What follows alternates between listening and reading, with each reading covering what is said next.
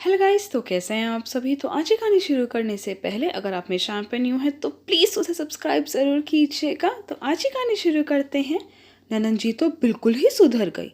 Guys, आज की ये कहानी काल्पनिक है। आज रेनू लेट सोकर उठी तो जल्दी जल्दी तैयार होकर भाभी को आवाज़ देने लगी, भाभी मेरा नाश्ता टिफ़िन जल्दी तैयार कर दो, मुझे लेट हो रहा है।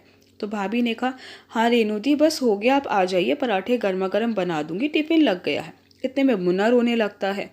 मुन्ना भी 4 महीने का ही है। तो सासू माँ ने कहा, बहू मुन्ने को दूध पिला दो, लगता है भूखा है। तो बहू ने कहा, पर मम्मी जी वह नाश्ता।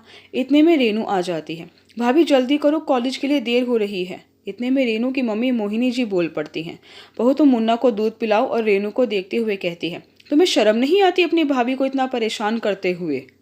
अरे मुन्ना अभी छोटा है, तुम जल्दी उठकर कम से कम अपना काम तो कर ही सकती हो। तो रेनू कहती है, क्या माँ, आपको भाभी पर ही प्यार आता है, पता नहीं कैसी माँ हूँ। इतने में रेनू का भाई अभी भी आ जाता है।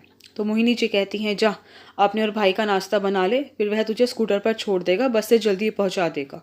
रेनू गुस्से में जाकर 2 टेढ़े मेढ़े पराठे बनाकर अपने भाई को दे देती है। खुद के लिए नहीं बनाती, कहती है मैं कैंटीन में ही खा लूँगी, मेरी तो किस्मत ही खराब है, घर में माँ है भाभी है, फिर भी भूखा जाना पड़ रहा है। इतने में रेनू के पापा कमरे से बाहर आ जाते हैं। कहते हैं, क्या हुआ, किसने मेरी लाडू को परेशान किया। तो मोहिनी जी ने कहा, हाँ आप ही ने तो इसे सर पर चढ़ा रखा है, शादी लायक हो गई है, पेपर खत्म होने के बाद रिश्ता देखना है, पर मैडम जी से 2 पराठे नहीं बनते। तो रेनू के पापा ने कहा, अरे तो क्या हुआ, बहू बना देगी, बहू लाओ मुन्ने को मुझे दे दो, तुम रेनू का नाश्ता बना दो। तो बहू ने कहा ठीक है। और मोहिनी जी ने कहा, अच्छा है, और चढ़ाओ इसे सर पर, फिर आप ही जाना इसके साथ इसके ससुराल, इसका काम करने के लिए। तो रेनू के पापा कहते हैं, अरे मोहिनी तुम तो ऐसे ही नाराज़ हो रही हो। तो मोहिनी जी कहती हैं, आप समझते नहीं हो जी, हमारी बहू ने आते ही सारा घर संभाल लिया, तो कोई इसका भी तो इंतज़ार कर रहा होगा। मैं माँ हूँ, इसकी कोई दुश्मन नहीं, कल को काम को लेकर हर रोज़ इसके ससुराल में कलेश होगा। और बहू से कहती है, बहू रात को खाने में अपने साथ लगाया करो इसे, 1-2 दिन बड़बड़ाएगी, फिर आदत पड़ जाएगी। तो बहू ने कहा ठीक है मम्मी जी। शाम को सब घर आ जाते हैं तो बहू रमा सबके लिए चाय नाश्ता बना देती है, फिर कहती है, रेनू दी आ जाइए रसोई में, ज़रा मेरी मदद कर दीजिए। तो रेनू कहती है, भाभी प्लीज़। तो भाभी कहती है, बस थोड़ी मदद कर दो। तो वह कहती है ठीक है। रेनू और भाभी दोनों रसोई में आ जाती हैं। तो रमा कहती है, रेनू दी मैं आटा गूंथ देती हूँ, आप दाल में तड़का लगा दो। तो रेनू कहती है ठीक है। वह टमाटर प्याज काटने लगती है। इतने में सासू माँ रमा को कहती है, बहू मुन्ने के कपड़े दे दो, यह वाले इसने गीले कर दिए। तो भाभी रसोई से बाहर चली जाती है। इतने वह आती है, देखती है रेनू ने सारा छोंक तेज आंच पर रखकर जला दिया। कहती है, भाभी यह तो सारा जल गया। भाभी सब समझती थी कि यह रसोई के काम से बचने के तरीके अपना रही है। तो भाभी कहती है, कोई बात नहीं, दोबारा तैयार कर लीजिए। तो रेनू कहती है, भाभी फिर जल गया तो भाभी कहती है, कोई नहीं, मैं खड़ी हूँ ना आपके पास। फिर रेनू मन मारकर दोबारा छोंक तैयार कर लेती है।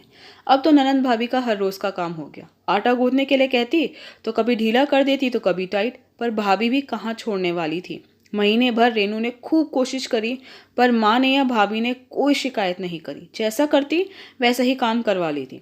फिर धीरे धीरे वह मन से खाना बनाने लगी। कुछ समय लगा, पर अब उसका दिल लगने लगा और खाने में जायका भी आने लगा। सब खाते तो खूब तारीफ करते। एक दिन रेनू ने खीर बनाई तो उसके पापा ने खाकर बोला, जिसके घर मेरी बिटिया जाएगी उनके तो भाग ही जाग जाएंगे। तो रेनू की माँ कहती है, आपकी बात तो ठीक है जी, पर हमारे तो भाग्य पहले ही जाग उठे हैं ऐसी बहू पाकर। तो ससुर जी कहते, हाँ रेनू की माँ, यह बात तो बिल्कुल सही कही, ऐसी सासू माँ पाकर तो हमारी बहू भी अपने आप को धन्य समझ रही होगी।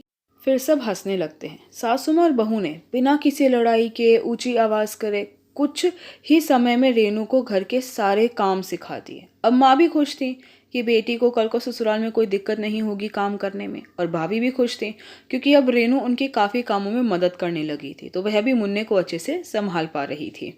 आई होप गाइस कि आपको मेरी वीडियो पसंद आई। आपको मेरी वीडियो पसंद आई है तो प्लीज़ उसे लाइक ज़रूर कीजिएगा, शेयर कीजिएगा, मुझे कमेंट करके ज़रूर बताइएगा कि आपको मेरी वीडियो कैसी लगी। अगर आपने अभी तक मेरे चैनल को सब्सक्राइब नहीं किया तो प्लीज़ उसे सब्सक्राइब ज़रूर कीजिएगा। Thank you so much guys मेरी वीडियो देखने के लिए।